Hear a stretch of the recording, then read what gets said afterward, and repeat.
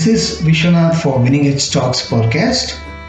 The topic of this episode is Say No to Sex Appeal in Sports. I'm in conversation with Mrs. Rachel Shetty. You'll now be listening to the part 2 of the episode. Thank you. You were talking about the culture. So when you think of the South American countries, in places like all those South American countries, they are very comfortable, on the beach and whatever they are wearing and how skimpy it is. It's a proud moment for them. But when they play those games, they say, so what's the big deal, So we are okay with that. So when the organizers make rules, they may even insist that when they are all okay to wear this, why are you grumpy? Why do you grumble? Why do you want to resist? So this is one point. And let me come to the film land for that matter. Female actors or actresses, nowadays they are called more as actors, are also made to expose, reveal, are asked to wear revealing clothes and expose their bodies, and for whatever reason. And many come out saying that if nowadays the girls are all bold, everybody is willing to expose. If we don't do it, some other girl will be ready to take up the role. That is one point. Second is, many also say that we are against exposure, but if the script demands it, we are okay with it. So there is this here. They don't fix their priorities. They don't know where to draw the line. Sometimes they yield to the compulsions because they have done so much sacrifice to get there, and they want to see that their careers are boosted, and they want to make a lot of fame and money. So this is also another reason. And yes, because of this, when some do and some don't do, again this becomes a debatable thing, and as you said, somebody will be victimized and somebody has to pay the price for it.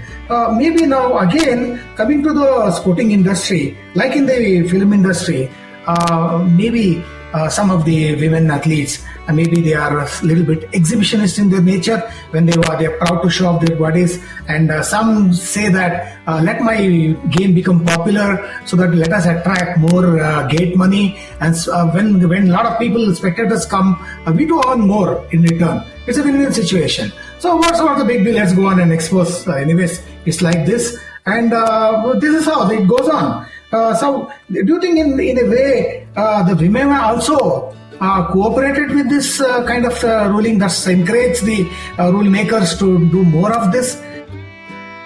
Yeah, so I think again, depending on the cultural background, some people are very comfortable. Say in the US, people are very comfortable wearing clothing, which is, if you look at Serena Williams, the way she wears clothes is slightly different, and she's comfortable. Whereas there are other cultures that are not. But when it comes to sports, maybe initially, they could, we have to look at, in the Olympics, look at across cultures and see what is comfortable.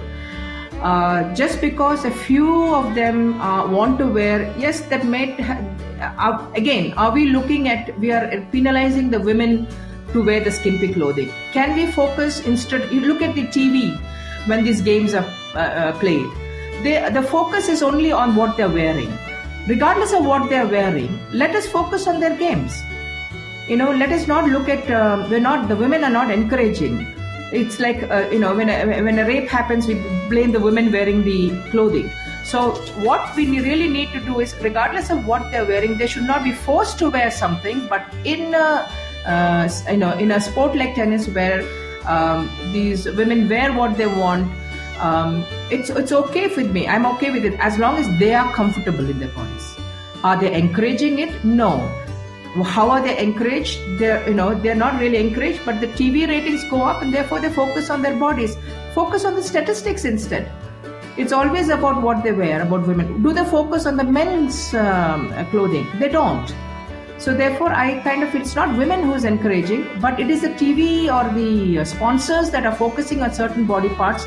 They are responsible for it. And the women have gone with it because I think they did not voice their opinion in the earlier days. today's world, especially after the Me Too movement has come, women are voicing what they feel that is not right for them. So that is where we are completely, especially with social changes that is happening these days, right? So even earlier the policies were different and the athletes had no voice. It was only the sponsors that made those decisions. Today the athletes who are on the top have a voice. Therefore, I think with social changes, we have to make our changes too. Let's also let the TV sponsors and everyone focus on what is that particular player bringing to the table, what skills do they have, rather than what are they wearing. So that should be a uniform. Whatever uniform is there, it's fine, but don't focus on their clothing, focus on their skills. Whether it's a TV ratings or whatever it is, let's change our mindset now. Let's continue and change the way we look at these athletes. And I think that change will happen only when we all make a change, when the TV ratings are not based on these clothing. The TV ratings are based only on the skills. The sponsors or the marketing department, teams from different sporting companies design the thing based on what is comfortable for the women and not based on what is going to get them more money. So I think that's how we can go forward. True. Now coming to you were talking about culture and religious, the beliefs, what customs they follow. And what about the female athletes belonging to the Islamic world, where, definitely, they are forced to wear, not forced, the culture, there's a cultural, the way they dress. They are compulsory, they have to wear the burqa when they come out, they have to wear the hijab and cover their... Now, we have seen in many competitions where Pakistani female athletes participate, they're fully clothed. They also wear this scarf-like thing over their head, and they are not necessarily wearing even the shorts or the skirts. So now, definitely, when it comes to comfort, when they are also able to compete, what is the excuse for the others, that they have to wear as less as possible to be comfortable? So it is in countries where, like in the Islamic world, I'm sure the women may want to wear something more comfortable because it's more difficult for them to play wearing a hijab, and but they have limited choices because of the consequence they will have to face when they go back to their country. So it is kind of you have to take. These are like two extremes. One side of it where you have the Islamic world, the other side is where you're completely wearing skimpy clothes. So you take something in between. It's a very small percentage of the people from the Islamic world, and I think though I can't speak for them, I'm sure it's not the most comfortable when they have to play. But looking at this, the consequences that they may have to face, the decision they have to take is, I better play that sport rather than not being selected, because not play at all. That is where the Islamic world, I think, really have to fight it out. They will come a long way, but there are certain strong traditions which is by their religion that they cannot really do anything about it, especially the women. The women are the one that face a difficult thing with their outfit, but they're happy in the sense that at least they're coming out to play, whereas you have they will be thankful to be allowed to play at least. So that's what they are thankful for. You don't mind wearing all those and they have the independence. The sport brings in a lot of freedom and independence, and so for these women it is a liberation. When coming into sport, I'm going to wear, if I was in the same, I would wear the hijab if I was in that country, but I know that I'm getting freedom, I'm getting the independence, I'm getting to travel, all that compared to if I'm going to defy and say, no, I'm not going to wear, I'll be back in the country and I will have to face other consequences. In the Western world, we have, they will wear because for them style is important. And again, it's only certain countries where this is a thing. In South America, it's a very common, if having lived in the US for about 24 years, when you go to the beaches, you can see them, you can see these people who really wear skimpy clothes, and they're very comfortable in the skin. It's fine, and then nobody really looks at each other. That's the way it is. If a South American was going to come to India, it was different. They would have really get the glares of people. So I think looking at the cultures, we kind of have to respect them. But when it comes to Olympics, I think there should be a better uniform for women athletes. It should be comfortable. So there should not be excuses to say, it is because it is more comfortable only for women. Same sport, two different outfits for men and women. No, we're going in the wrong direction. Olympics is about participation, sportsmanship. That's it. And more countries should be allowed to participate. So imposing these kind of rules, may prevent a lot of countries where there are strong cultural binding. They may prevent them to come on and participate. So that is right. Now coming to Indian sports, as far as I have seen in cricket, the ladies are always very decently dressed. I think even in the other countries, the kind of uniforms they wear, very long back. If I remember, the Australian teams were wearing skirts. Even then, they were very decently dressed. Even in that attire. Now I think everybody has switched to long pants and full button T-shirts, and definitely definitely when it comes to female cricket. Now, definitely everybody will be noticing their skills, their stats, and how they performed, and they know where they are less to the male counterparts. They are giving out wonderful displays. Especially the last World Cup that was held in Australia was a huge hit, and the finals attracted 80,000 people. I'm sure 80,000 people didn't come to watch their bodies. Definitely, I will not forget that opening partnership that Australians took the wind out of India's sails, and the match was won by them. So, like this, yes, I think if I can speak for cricket, and now you are associated with sports and women's sports. How is it in India, and where is it going?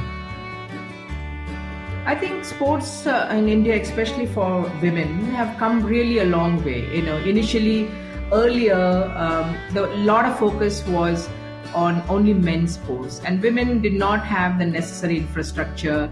They did not have the training. We never had a physio in earlier days. But with whatever we could or whatever we had, we did the best out of it. In India, it was a long battle, right? Especially in cricket, it was always considered a man's sport. Therefore, women were, really not given that importance. It's only after BCCI took over in 2006 that women started getting a lot of, trainings, better training, and at least a small percentage of what the men get. Though we have a long way to go, women have the kind of competition that's there in women these days. That also is very, very important, because why does competition come? It's also the benefits that come with it. Earlier, women just did not get proper jobs. All that mattered. We put money out of our pockets, but the passion to play was more important. These days, women in India, especially cricket, it is a career. Many of them come out of the regular schools. They go to open schools because they want to spend time in the gym. They want to ensure they have time for all the activities related to the sport. And I think when I look around, it's fantastic to see Indian women. Especially what I have is a lot of things for rural women. Rural women lack the independence and the freedom the urban women have. But in women's cricket, you can see many people from the rural world, fantastic skills, and they come on and their life changes. Because if they were just staying there in a small village, their life was kind of, just around that. Here they get to travel. I'm not going to say any names, but we have seen many people that have come from, rural onto the urban. They've played for India. And their life has completely changed, not just their lives, but their families too. So I think, women's cricket, especially in India now, I'm sure it's one of the best sports. The money is good.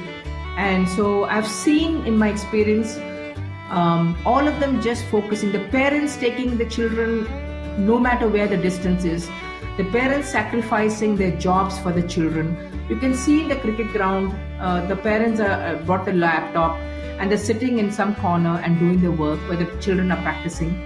We never could see those things earlier. So sport in India for women will come a long way.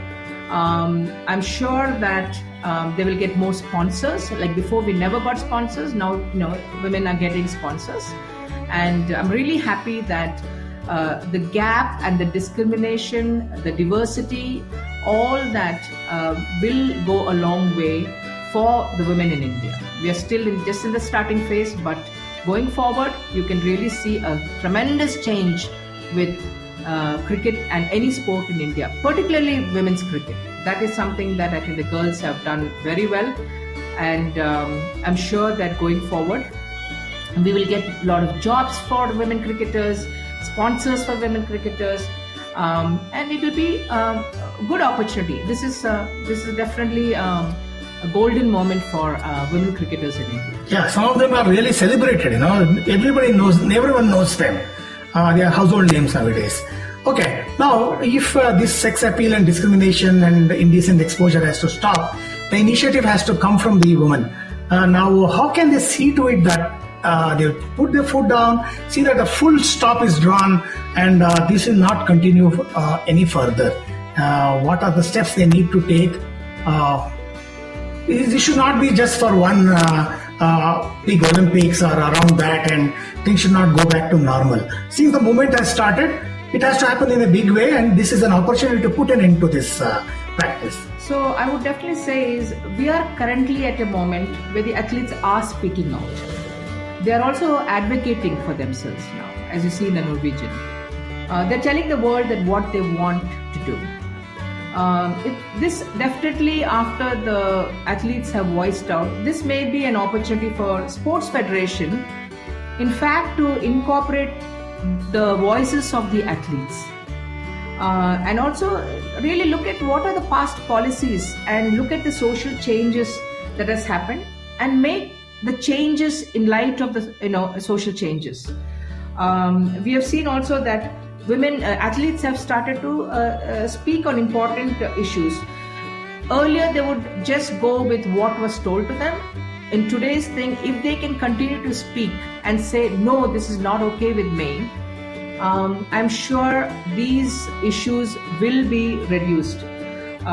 We are aware of I'm sure all of us are cognizant of the double standards between men and women. The gap will reduce, but when women voice out their opinion regarding it, the pay gap will reduce. Definitely,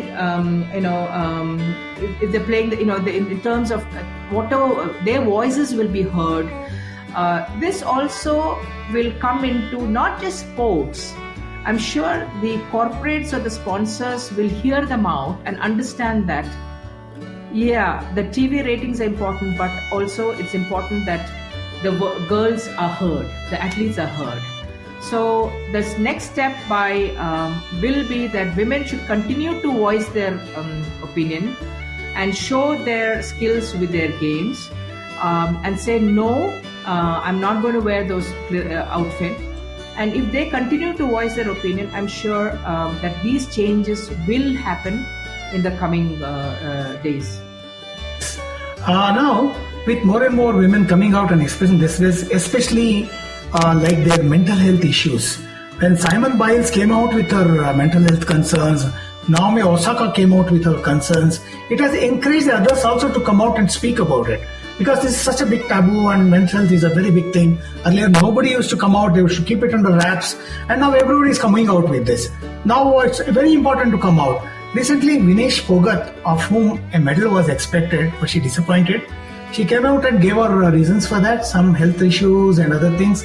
She also said, people should understand what I'm going through. She said, it's not the same as in USA where Simone Biles has come out and expressed her mental health concerns. I can't do the same in India. It's not accepted. See, there is a discrimination here. And now, in fact, at least she has come out with half of it. Now, tomorrow, maybe someone else will come and tell the whole story. And they need to be heard. And they need to be respected for that. And the people are saying, appreciating Simone Biles, Naomi Osaka, and all the things, that they have the courage to come out and speak about these things. So that has to, people should start expressing. That's the only way out. I think in the Western world, because mental health has been addressed for many years, so people are okay with them, expressing that they have a mental health issues. Whereas in India, it's all swept under the carpet. So if you say you have mental health, they think that you probably should be, mentally weak. You don't understand that. Yeah, mentally ill, mentally weak. Yes. Mentally ill. So we have a lot to learn. In terms of mental health, there is an acceptance of the people that the issue exists. I think the first thing is people have to realize that yes, there is something called mental health issues, and we need to address it. That is once you start accepting that it exists and it's normal, it is okay. It's not a disgrace to the family, or it's not a disgrace to that particular athlete or a sports person. And then we can address it. I'm sure now there are psychologists in a lot of teams, sports teams, that kind of help them. But I would say it only touched maybe a very small percentage of the iceberg. We have a long way to go, and we have to understand it better. We definitely have to understand it better. There are some women athletes that came back recently. I'm sure they miss their families. It could be the mental stress. It's the competition. It's the expectation, not like earlier days, right, Vishwanath? I mean, earlier days, it was different. You just did it. But today, the pressure that is there in terms if they don't perform, they're beaten up pretty much, right? Not physically beaten up, but mentally, they are really discarded to the lowest if they don't perform. When they perform, we take them right up. So mental issue is something that should be even taught in schools. I'm sure there is so much, especially Bangalore being a suicide capital. Yes. For young people, the pressure of... Now it is compulsory that every school should have a counselor. When the counselor is available, they have to go up and they will be encouraged to come up and speak whenever they're not feeling comfortable in the mind. So how many of them will come and feel? So that is something at the grassroots level, they should say, it's okay, you can come and speak to me. There may be a lot of pressures. The children, the teachers should be able to handle such students. The teachers have to put a lot of pressure on the students. Therefore, the young school kids go through a lot of pressure. And the professionalism is not there so much, and the confidentiality is not there within the counselors in schools. May or may not be there, but still it is, when they go out, they may talk about the child. So the child kind of feels uncomfortable when they see the other teachers. So I think it's about acceptance. It is okay to be have those mental issues because it's fine. That mindset has to be triggered. We really have to trigger on that and accept that person. So in India, I think we have only really touched a very small percentage, I would say, when I look around. But at least it is the first start. Definitely a first start. And it has to be introduced in schools because we have to reduce even the suicide rates, and we have to reduce how to, that failure is really not something that is the end of the world. Failure is something that it's okay. You fall, you get up. But in our school system itself, it starts right there, Vishnu. Yes. I mean, when you say, you're in school, just because you get a 90%, you're all up there, and they may or may not do well in life. Whereas, the person that just got maybe 60% may do extremely well in life. So let us first take out that, importance of only the marks. And then, let us make it a more holistic kind of thing in schools. Introduction of sports in schools and making it part of not just that PT period where many times it's class is taken away by a social studies teacher or somebody, but make sports, an important part of a curriculum from the school. That definitely will be the first step in reducing mental health. From there, and once you know how to kind of accept that and say it's okay if I'm not if I feel that I've not got that 90 like my peer does, I'm okay, it's fine, I've got other skills. That's what I do when I go into the schools or when I go into college to teach. I always tell them that It is okay for you not to get that percentage of 90, because in life it is not just about your academic scores. So mental health all comes about how do we teach these youngsters to accept that it is fine. I have other skills that I can go to, and if we can start at the grassroots at school, then I think by the time they become an adult, they will be able to accept those challenges in the real world when as adults. So mental issue something we should continue to have experts in that. We should continue to focus as part of the grassroots, and we should also have them in corporates. We must have some counseling sessions. They will do it one-off, but we must have always somebody with that expertise in larger corporates, because where the pressure is very, very high. We must have them in sports, in all arenas. We must have experts in mental issues that can address this and help the population. Thank you so much. That's a huge encouragement for us mental trainers and counselors. It's music to my ears now. Very nice. Well said. I hope people will, a lot of people will listen to this and come out and express their concerns with us.